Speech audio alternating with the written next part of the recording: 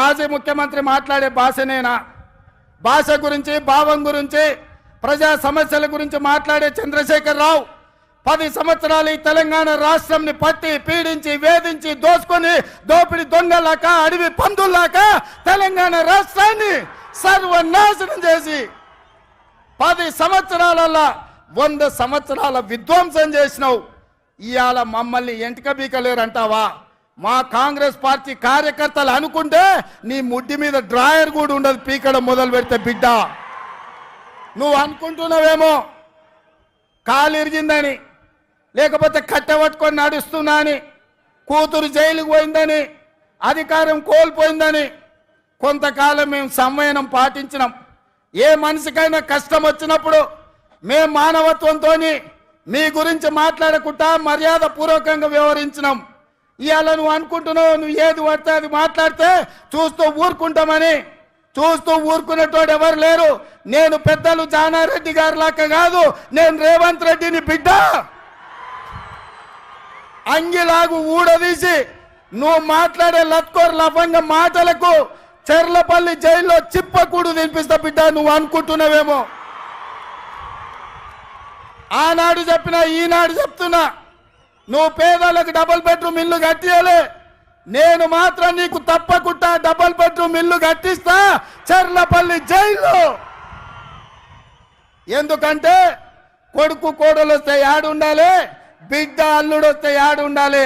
అందరు కలిసి చెర్లపల్లి జైల్లో ఉండేటట్టు మీకు డబుల్ బెడ్రూమ్ ఇల్లు కట్టించే బాధ్యత మా లక్షలాది మంది కాంగ్రెస్ పార్టీ కార్యకర్తలు తీసుకుంటారని చెప్పి నేను ఈ వేదిక మీద నుంచి చెప్పదలుచుకున్నా. భాష విషయంలో మనము దేని విషయం అండి? భాష మీరు మాట్లాడే భాష నేను మంచిగా మాట్లాడుతున్నా కదా. భాష విషయంలో సంయమనం పాటించాలంటే మనం ఒక పెద్ద మనుషుల ఒప్పందం చేసుకుందామని నిన్న సీఎం ప్రతిపాదన పెట్టింది సార్. ఈ సీఎమా? ఈ సీఎంఏ సార్. నిన్న దయాలు వేదాలు వలించినట్టున్నది. నిన్న నైట్ దయాలు వేదాలు వలించినట్టుందండి అది.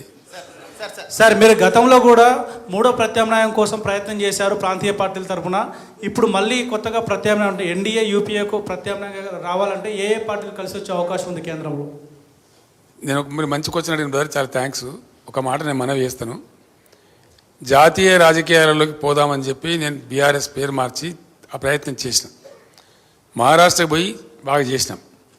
చాలా ఆశ్చర్యం ఏంటంటే నిన్న వాళ్ళు వచ్చారు నా దగ్గరికి, 2-3 గ్రూపులు వచ్చి బీఆర్ఎస్లో అక్కడ చేరిన వాళ్ళు.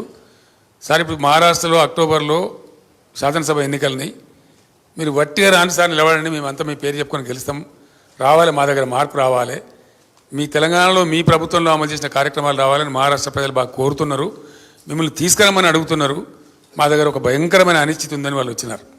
నేను తప్పకుండా నా జాతీయ రాజకీయ ప్రస్థానాన్ని కొనసాగిస్తాను, అందులో అనుమానం లేదు. రెండవది, ఈ పార్లమెంట్ ఎన్నికల తర్వాత అందరితోనే ఆలోచించి మీరు అన్నటువంటి ప్రాంతీయ శక్తుల ఐక్యతకు నేను ఎంత చేయగలుగుతానో, నాకెంత సంబంధాలు ఉన్నాయో, నాకెంత తెలివితేటలు ఉన్నాయో వాటన్నిటిని రంగరించి తప్పకుండా నేను చెప్పిన పరిస్థితి ఉత్పన్నం కావడానికి అన్ని ప్రయత్నాలు చేస్తాను. ఇప్పటికే చాలామందితో మాట్లాడుతూ ఉన్నాం, లైక్ మైండెడ్స్తోని. వాళ్ళు ఎవరి పని వాళ్ళు చేసుకుంటూ ఉన్నప్పటికీ మేము కనెక్టెడ్గానే ఉన్నాం. తప్పకుండా అందరం కలిసి ఒక ప్రత్యామ్నాయం రూపొందిస్తాం. ఏదో ఒక జాతీయ పార్టీ మాకు సపోర్ట్ చేయక తప్పని పరిస్థితి ఏర్పడే పరిస్థితులు మాత్రం సృష్టిస్తాం. సార్ హలో సార్, మీరేమో బీఆర్ఎస్ ఇక్కడ సార్ ఇక్కడ సార్ ఇక్కడ మీరేమో బీఆర్ఎస్కు 12 నుంచి 14 అంటున్నారు, అసలు బీజేపీకి 1 అవర్ అని అంటున్నారు. కానీ వాళ్ళేమో బీఆర్ఎస్కే 1 లేదా 2 కాంగ్రెస్ మెజారిటీ సీట్లు గెలవబోతున్నాయి, నెక్స్ట్ బీజేపీ ఉంటుందనేది స్వయంగా ముఖ్యమంత్రి నిన్న మీడియా ప్రతినిధులతో అన్నారు. సో రెండో విషయం ఏంటంటే ముఖ్యమంత్రి చెప్పిన ఎన్ని నిజమైనయో ఎన్ని నిజం కాలేదు ఇప్పుడు ప్రజలకు తెలిసిపోయింది. ముఖ్యమంత్రి గారు చెప్పిన విషయాలు నిజాలు ఎన్ని అబద్ధాలు ఎన్ని, మన అసెంబ్లీ ఎలక్షన్లో ఆయన చెప్పిన ఎన్ని జరిగినాయని ప్రజల అనుభవంలోకి వచ్చేసింది ఆల్రెడీ. దాని గురించి నేను కొత్తగా వ్యాఖ్యానం చేయాల్సిన అవసరం లేదు. అంటే ఈ పార్లమెంట్ ఎన్నికల ఇష్యూ కాబట్టి చెప్తున్నారు, అంటే ఈ సీట్ల విషయంలో మీరు అంటున్నారు కాబట్టి వారు అంటున్నారు. సో రెండో విషయం ఏంటంటే మీ పవర్ పోగానే, పవర్ ఉద్యమ సమయంలో మీకు వ్యతిరేకంగా, తెలంగాణకు వ్యతిరేకంగా, ఉద్యమానికి వ్యతిరేకంగా ఉన్న వాళ్ళంతా మీ దగ్గరకు వచ్చి 3 నెలలు కాకముందే అందరూ మళ్ళీ మీ పార్టీ నుంచి వదిలి వెళ్ళిపోయారు. దాని పట్ల మీరు ఏమనుకుంటున్నారు? నాకు అర్థం కాలేదండి. అధికారం కోల్పోయిన వెంటనే మీ చుట్టూ ఉన్న వాళ్ళ గతంలో తెలంగాణ ఉద్యమం సాగినంత కాలం తెలంగాణను వ్యతిరేకించి, కేసీఆర్ను వ్యతిరేకించి, తెలంగాణ ఏర్పాటుని వ్యతిరేకించిన వాళ్ళు తెలంగాణ ఏర్పాటు కాగానే మీ చుట్టూ వచ్చి చేరారు. సో మళ్ళీ మీ అధికారం పోగానే మళ్ళీ వెళ్ళిపోయారు. వాళ్ళ గురించి ఏంటి మీ కామెంట్? ఇప్పుడు ఏమైపోయిందంటే భారత రాజకీయాలలో మరి ముఖ్యంగా నరేంద్ర మోడీ ప్రధానమంత్రి అయిన తర్వాత చాలా దుర్మార్గాలు జరుగుతున్నాయండి. జరిగి ఏమైందంటే సన్ఫ్లవర్ గ్యాంగ్ ఎక్కువ తయారైపోయింది. ఆ సన్ఫ్లవర్ ఏంటంటే పొద్దు తిరుగుతుంది. ఈ పవర్ ఫ్లవర్స్ ఇవన్నీ ఇప్పుడు కాంగ్రెస్లో పోయిన వాళ్ళందరూ కాంగ్రెస్ని గెలిపిస్తారా అండి? గెలిపించడానికి పోతున్నారా? ఎందుకు పోతున్నారు? వాళ్ళు వాళ్ళ స్వార్థం కోసం, వాళ్ళ పనుల కోసం, వాళ్ళ పైరవీల కోసం, వాళ్ళ స్వలాభం కోసం పోతున్నారు. మీరు చెప్పిన దాంతో నేను అన్నిటితో ఏకీభవిస్తున్నాను. ఒక పాయింట్ ఏకీభవిస్తలేను. అందరు పోయిన మీరు అందరూ పోలేదు. బీఆర్ఎస్ ఒక మహాసముద్రం, 60 లక్షల సభ్యత్వం ఉన్నటువంటి పార్టీ. ఎవరైనా ఎలిమినేట్ చేస్తాం పలానా దాన్ని అనుకుంటే తప్పదే, ఆ గర్వం పనికిరాదు. మేము మొన్నటిదాకా 10 ఏళ్ళ అధికారంలో కాంగ్రెస్ అవుట్ ఆఫ్ పవర్ ఉంది. కాంగ్రెస్ ఎలిమినేట్ అయిందా? డెసిమేట్ అయిందా? కాదు కదా. చంద్రబాబు నాయుడు గారు కూడా టైంలో 2004 to 2014 ఆయన పవర్లో లేరు. అంతమంది టీడీపీ డెసిమేట్ అయిందా? అది భ్రమ. ఒక సంస్థను, ఒక శాశ్వతంగా ఉండే సంస్థను, ఒక బలోపేతంగా విస్తరించినటువంటి సంస్థను డెసిమేట్ చేస్తాం, ఎలిమినేట్ చేస్తామంటే అది అహంకారం తప్ప మరొకటి కాదు. అది ఇంపాసిబుల్. అందులో బీఆర్ఎస్ను డెసిమేట్ చేయడం అనేది ఒక 1,00,000 రేవంత్ రెడ్డిలు, కోటి ఇంకో వచ్చినా ఏం ఏంటిగా మనం కూడా ఫరक పడదండి. सर असेंबली में असेंबली में असेंबली में एमआईएम आपको सपोर्ट कर रही थी, लेकिन पार्लियामेंट इलेक्शन में बिल्कुल वो दूर हो गए. आप क्या समझते हैं? आप कैसा बोल रहे दूर हो गए बोल के? तो मैं आपको क्या आप कैसा बोल रहे दूर हो गए बोल के? आपके किसी प्रोग्राम में कहीं भी आपका जिक्र नहीं करे, वो किसी भी प्रोग्राम में कहीं जिक्र नहीं करे. जैसा असेंबली में नहीं, उससे दूर हो गए बोल के समझेंगे क्या? गाँव जाके आपके सपोर्ट के बारे में बात कर रहे थे. नहीं सुनिए भाई, एमआईएम हमसे दूर हो गए बोल के कौन बोल रहे हैं?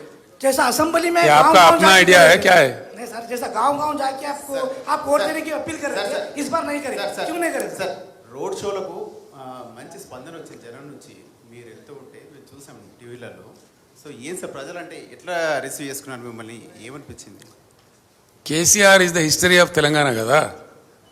కేసీఆర్ ఇస్ డెఫినెట్లీ వైపౌట్ చేయలేని, తుడిచివేయలేని ఎమోషన్ కదా తెలంగాణకు. కేసీఆర్ తెలంగాణకు ఉన్న బంధం అది కదా. ఎక్కడెప్పుడు దిక్కు దివాణం లేనప్పుడు నా పదవులు, నా రాజకీయ భవిష్యత్ అంతా నేను పనంగా పెట్టి తెలంగాణ కోసం ఎంత కష్టపడనో తెలంగాణ ప్రజలకు తెలుసు.